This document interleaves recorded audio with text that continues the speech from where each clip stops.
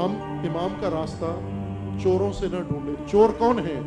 جو امام کا نعرہ چرا لیتا ہے. چور کون ہے؟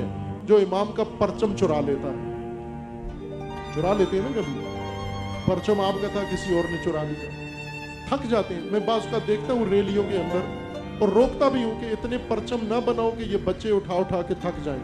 جب بچے پرچم اٹھا کے تھک جاتے ہیں پھینک دیتے ہیں کسی جگہ بھی، روڈ پہ پھینک دیتے ہیں. بعد میں رکشے والے، ٹانگے والے، ریڑیوں والے اٹھا کے اپنے پردے بنا رہے ہوتے ہیں. نہ کرو. نہیں پرچم اٹھایا جاتا، نہ اٹھاؤ.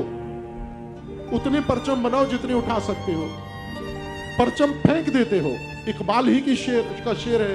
میں کتاب نہیں لا سکا، حافظہ بھی میرا اتنا نہیں ہے وہ پڑھ سکوں. اور اقبال نے اس میں فرمایا تھا جوانان عجم کو بھی فارسی میں کہا تو ظاہر جوانان عجم کے لیے ہے، اور چونکہ خود یہاں تھے تو جوانان ہند و پاکستان کے لیے بھی ہے. اور وہ کیا ہے؟ سپر از دست مئی انداز کہ جنگ از ہنوز. یہ اقبال کا کلام ہے. امام سے بہت پہلے سرزمین ہند پر برے صغیر میں رہبر بیداری پاکستان، رہبر بیداری ہند یہ پیغام دے رہا ہے. سپر از دست مئی انداز کہ جنگ از ہنوز، کہ جنگ ختم نہیں ہوئی، یہ یلغار ختم نہیں ہوئی.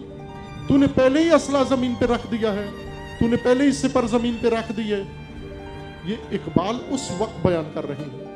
عزیزان، آج آپ نے جو سپر، جو پرچم، جو نعرہ، جو میدان آپ نے چھوڑا وہ دوسروں نے اٹھا لیا، چوروں نے اٹھا لیا ہے. آج کہاں کہاں یہ نام استعمال ہو رہے ہیں. اپنا پرچم خود سنبھالو. چوروں سے نہ کہو کہ فلاں چور نے امام کا پرچم اٹھا لیا. چوری کیا ہے، اس کا ربط کیا ہے امام کے ساتھ؟ یہ ہیں امام کے پیروکار، یہ ہیں، یہ بیٹھے ہوئے ہیں یہاں پر. امام نے اسی لیے شیعہ سنی کی تفریق ختم کر کے اسلام کا شعار دیا. اسلام، نہ شیعہ نہ سنی نہ فرقہ، اسلام، فقط اسلام، قرآن. اس پر کس کو اختلاف ہے؟